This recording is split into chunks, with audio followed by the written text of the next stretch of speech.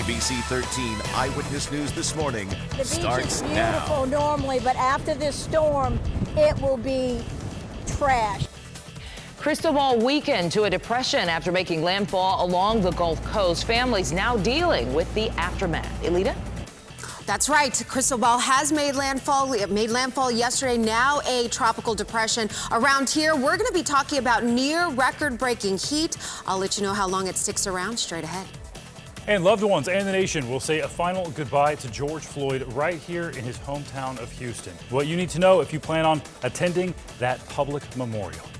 Good Monday morning, everyone. Thanks for joining us. I'm Stephen Romo in for Tom Cook today. And I'm Samika Nye. Meteorologist Elita Loreska here with our first look at the weather forecast. And Crystal ball is, actually, what is it doing right now? Yeah, what's going on? It made landfall yesterday around 5 o'clock along the southeast coast of Louisiana, just as we said it would, as a tropical storm at this hour. In fact, as of the 4 a.m. advisory, it is now officially a tropical depression. Will continue to weaken as now it pushes over land. Right now, just to the east of Alexandria, still bringing in lots of moisture across portions of Mississippi and headed toward the Tennessee River Valley as we continue over the course of the morning during the afternoon. Pressure is now at 994 millibars. Maximum sustained winds down from the 40-mile-per-hour winds from earlier this morning to 35, and it is moving toward the north-northwest at 10 miles per hour. Here's the latest track, the official track from the National Hurricane Center. Eventually, the system raining itself out, bringing a good amount of rain right along the center, and where this tracks, we could be dealing with anywhere between 3 to 5 inches of rain. We are away from that main rain impact. We're looking at some wraparound rain showers as we get into the afternoon. So some indirect impacts from Cristobal as we get, there's a little bit of color there. So we've added a 30% chance of rain today. Now, the bigger story around here, for those of you that don't get the cooling downpours, check out the highs today. We're talking mid to upper 90s with the humidity. We are going for feels like temperatures between 103 to 107. Definitely want to take those extra heat precautions if you plan on being outdoors today. Drinking plenty of water this morning. Hydrating the next couple of days, in fact. We'll talk more in detail about this heat. Breaking some records possibly tomorrow coming up.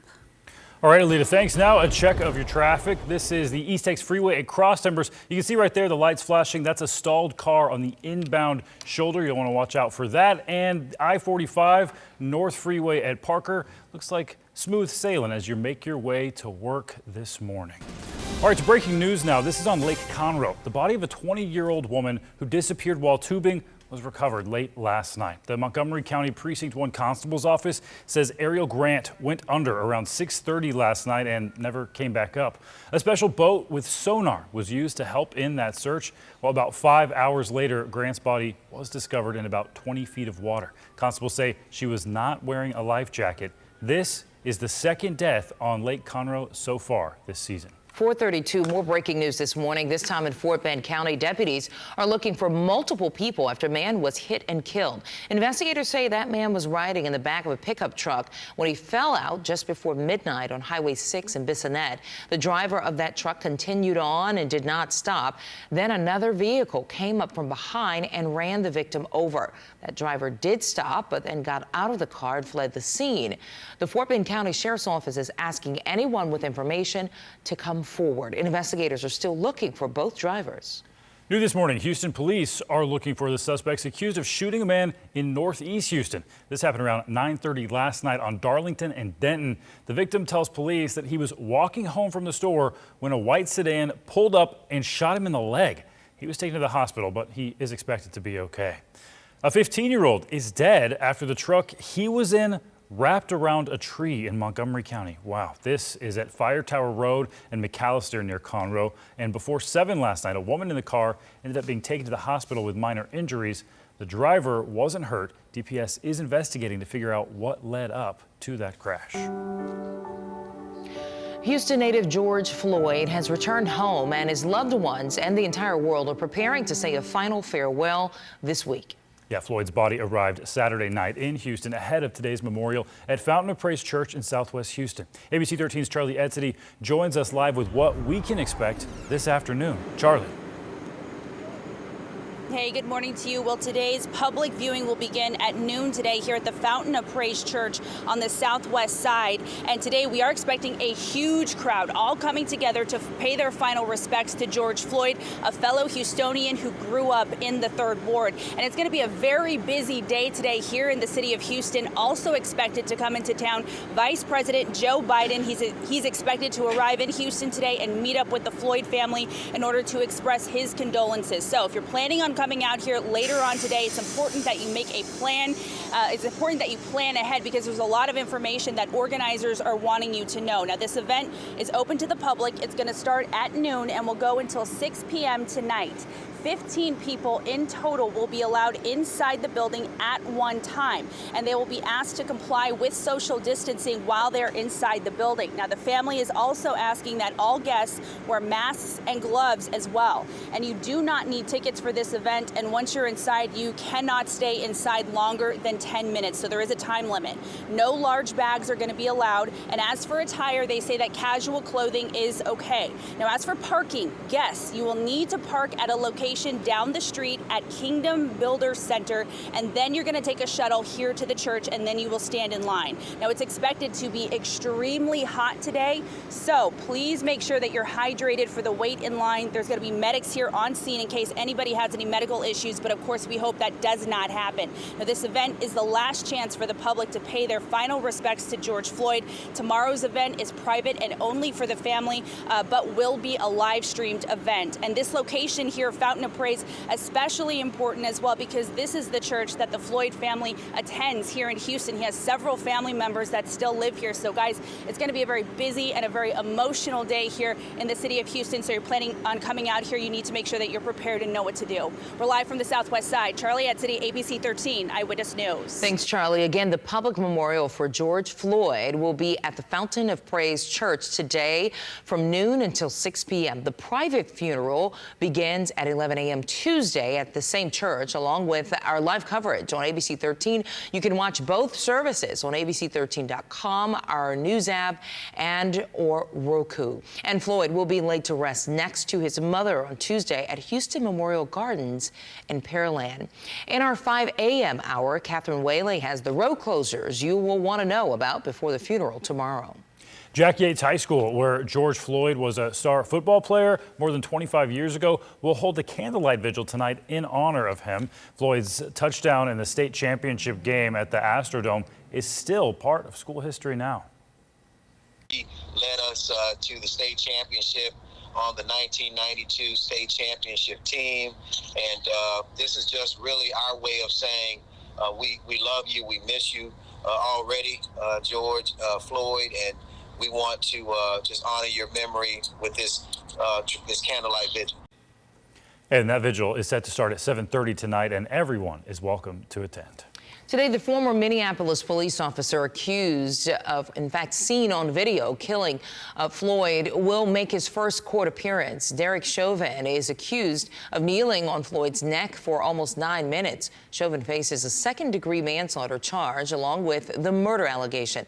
3 ex-police officers who were with him are accused of aiding and abetting. And we'll keep you updated with what happens today on our ABC 13 News app and on abc13.com. Meanwhile, the Minneapolis City Council announced that they plan to defund their police department following Floyd's death and the arrest of those 4 former officers.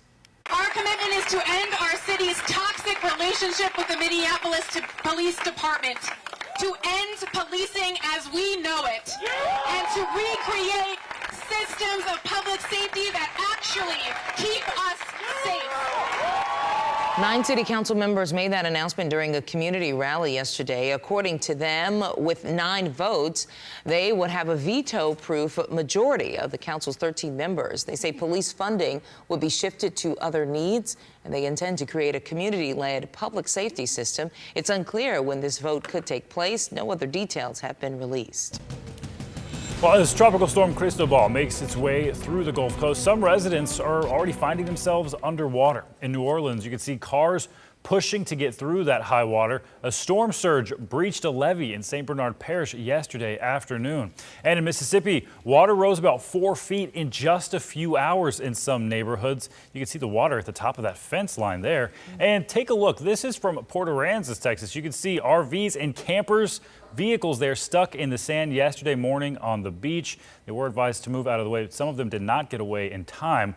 And the high tide there also causing problems as well. Wow. Yeah, a lot of trouble out Goodness, there. crystal ball causing a lot of problems in a lot of places here. Yeah, and that was a tropical storm, right? 50-mile-per-hour winds. Imagine if it was, you know, even stronger, how much more damage and complications a lot of folks there would have endured.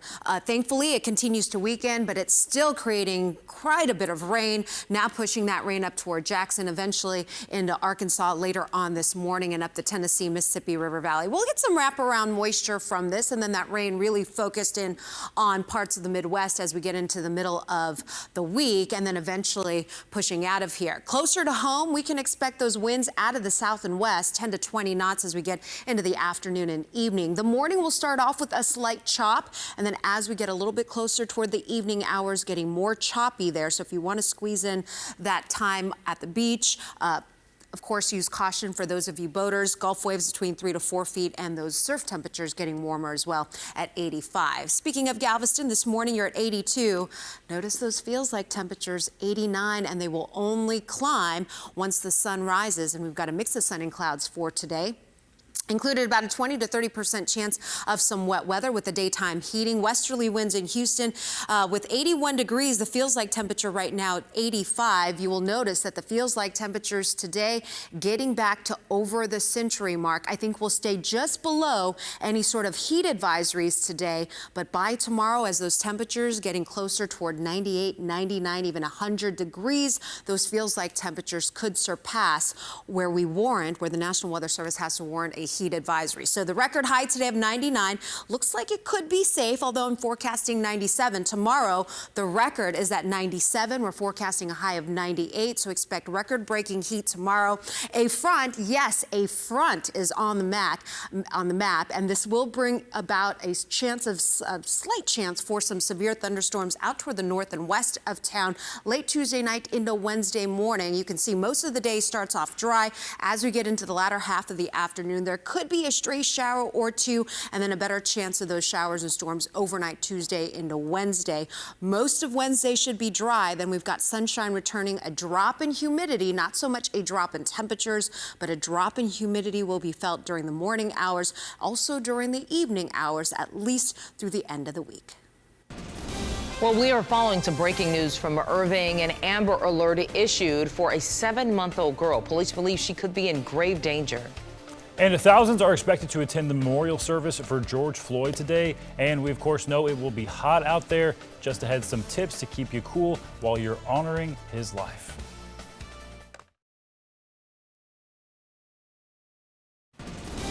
444, that breaking news out of Irving, Texas. An Amber Alert issued for a 7-month-old Serenity Berry. Investigators believe she is in grave danger. She was last seen wearing a white onesie before she was taken by her mother. That suspect, Jocelyn Bridges, is believed to be driving a 2011 blue Ford Focus license plate MGP 8642 there on your screen. If you have any information about Barry's whereabouts, you're asked to call the Irving Police Department.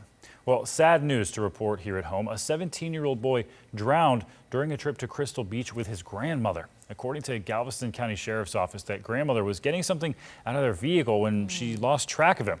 Well, teen's body was later recovered nearly 1/10 of a mile away on the beach. Deputies believe the surf had been pretty rough in that area due to Tropical Storm Cristobal. Let the church say amen. A memorial service held in Boston to honor the lives of George Floyd, Breonna Taylor, and Ahmaud Arbery amid ongoing protests denouncing systematic racism and police brutality. Faith leaders from different congregations reflected on the lives lost, and they are looking ahead to encourage change. The thing that gives me the most hope is the fact that the whole world is a part of this protest. It looks to me like they're going to continue to raise their voices. And then I think that action has to be taken in different communities and churches and everywhere. The service was preceded by a funeral procession with 3 hearses that drove through Boston in honor of Floyd, Taylor, and Arbery. A public memorial is set this afternoon for Floyd in Houston. Well, one thing to keep in mind about the memorial is the heat. With social distancing, long lines are expected outside the church. So here are a few safety tips. You can wear loose, light-colored clothing. That'll help reflect some of the heat instead of absorbing it and making your body even more hot. Wear a wide brim hat to keep the sun off your face. That'll help keep you cool. And the health department also suggests you begin hydrating right now. Mayor Turner says the city will do what it can to make people waiting in line a little more comfortable. Fire department crews will be on standby in case of any heat-related emergencies. And boy, we know the heat was on yesterday, and today the same.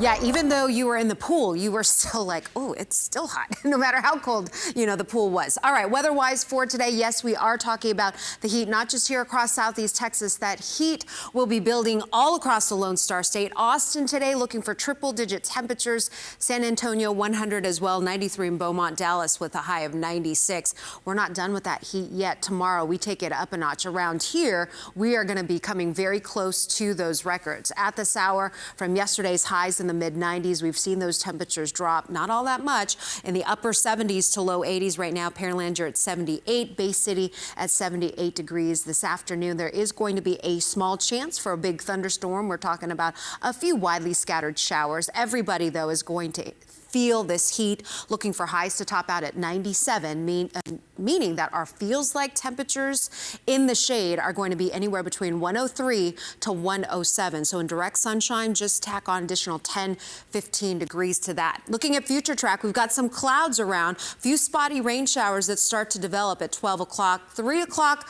looking better for some widely scattered downpours. Few rumbles of thunder can't be ruled out. And then most of this dries out as we get into the evening hours, keeping a 20% chance of a few pop-up rain showers by 6 o'clock. Now, we do have a weak front that's going to be blowing in late Tuesday into Wednesday. Another chance for some rain then. I'll time that out for you coming up in my next full forecast. All right, Alita, thanks. Well, some good news about a major road closure. The Southwest Freeway has reopened early. This is a live view from our TransStar camera. Looks like you see one emergency vehicle there, but the traffic seems to be moving smoothly. This is the northbound lanes at the West Loop. The entire freeway was shut down over the weekend in both directions at the loop so that construction crews could place beams for a new connector ramp. Open early. Don't hear that often. We'll be back with more right after this. Well, happening today, House Democrats will introduce a policing reform bill. Speaker Nancy Pelosi says it will come from the Congressional Black Caucus. The legislation comes amid protests over the death of George Floyd at the hands of police officers. It seeks to address racial profiling, excessive use of force, and qualified immunity for police officers. This bill will also try to address ways to build trust between police departments and communities. All right, let's get you caught up with the latest numbers surrounding COVID-19. According to Johns Hopkins University, there are more than 1.9 million confirmed cases in the United States. More than 110,000 Americans have died. And the good news here is that more than 506,000 have recovered. Worldwide, more than 3.1 million people have recovered from the virus. Well, Galveston's mayor, Jim Yarborough, is resigning because of concerns about COVID-19. Yarborough sent a letter to the city council saying the city doesn't need a virtual mayor. He explained he takes the coronavirus very seriously because he only has one functioning lung. That means he wouldn't be able to attend in-person meetings, meet with constituents, or do any hands-on work. His resignation is effective July 15th, a date he says he chose to avoid a special election.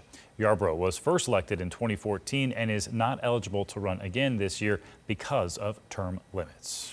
All right, let's take a look at our jam cams this morning. This is the Katy Freeway at Bingle, and things moving quite well there this morning. Good to see. No slick roads to talk about. And this is 45 the Gulf Freeway to Edgebrook, and quite the same here. This is all good news in the traffic area. All right. And let's check in with Alita this morning on our forecast. We know the heat is on. Sing it. Heat is on. Oh. I knew she. Okay, sorry. Okay, right. She knows me. She just leads into me, you know? Perfect. I'll take it, Samika. All right, yes, the heat is on across southeast Texas as the drier air on the backside of now Tropical Depression Cristobal continues to move in. Right now, most of the moisture now, as it has been with this system, is still far removed from the center, still up to the north and east. This is where we may be dealing with some flooding issues. Flash flood watches remain in effect. This line that you're seeing attached to Tropical Depression Cristobal is the actual track, a history of the track. It made landfall yesterday around 5 o'clock along the southeast coast of New Orleans, right around the Grand Isle area. And it is projected to continue on this northerly track, making that curve toward the north and east, eventually toward the Midwest later on this week. And you can see the rainfall projected over the next 3 days is going to be centered, focused around that track of Cristobal. So we're looking at anywhere between as much as 5 inches of rain up toward the Tennessee River Valley, up toward Kansas City and Arkansas. So we'll be monitoring that. For us, you can see not a whole lot of rain being painted out over the next 3 days. And really, the next 3 days is our only opportunity of seeing any few rain showers or downpours. We also will see a slight risk for some strong thunderstorms heading into Tuesday night into Wednesday. Right now, it's all about the warmth. Warm, humid conditions. We do have a light breeze coming in out of the west-southwest at about 5 miles per hour. 75 degrees this morning in Brenham, 77 in Conroe.